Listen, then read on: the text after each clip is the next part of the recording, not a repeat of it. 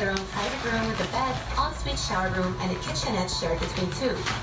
But larger kitchens, dining, and living spaces are shared among all residents, who pay rent of around $1,300 a month, fully inclusive of bills.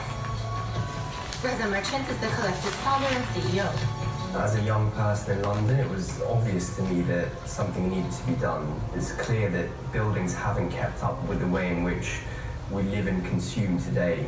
In big cities, we're space constrained, but we have growing populations, right? So you have a major issue with affordability, but there is also, fundamental shifts in the way people consume nowadays, right? The sharing economy has led to people wanting to share.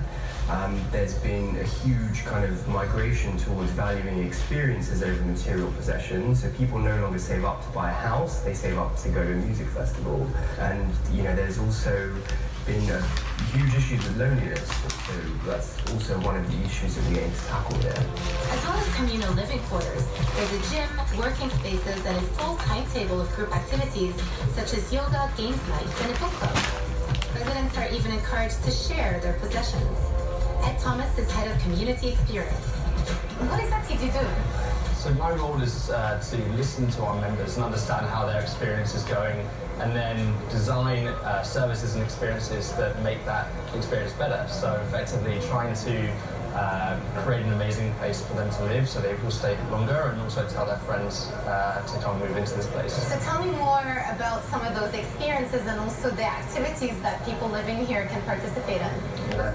Far fewer pubs, we're becoming increasingly isolated because of technology, so we've tried to recreate the perfect environment for people to flourish. So people move in here and they're becoming part of a community, and it's this shared experience that bonds people together. And in terms of what they get involved with, it might be events, it could be becoming an ambassador for the community, it could be suggesting ideas for how we make this place better. There's any number of ways we can get involved. What are the options for people who just want to retire and have their own personal space? There's 2 to 3 events every single night. However, quite often people do just want to come and switch off. So there's a private space that you can go and relax in and chill out, have your own space in, and you can also partake on your own terms. And that's a really core part of what co-living is about. With amenities such as a laundrette, a games room, and a bar, you'd be forgiven for thinking this sounds like university accommodation. But although this might not be for everyone, the residents we spoke to definitely seemed happy. It is very much community focused, and a lot of close friends and a lot of great friendships. I do like the vibe, and it'll be hard to leave. But someday I'll have to go back to reality. When I moved to London in October, I wanted to live with a large group of people because I didn't know anybody in London. I feel like I made some great friendships. It's a great place to be started for a couple of years whilst you figure out what you're doing. It just makes living in a big city so much simpler. Currently, there is 1 location in London with 2 more in development, but the collective's founder has plans to build a global community.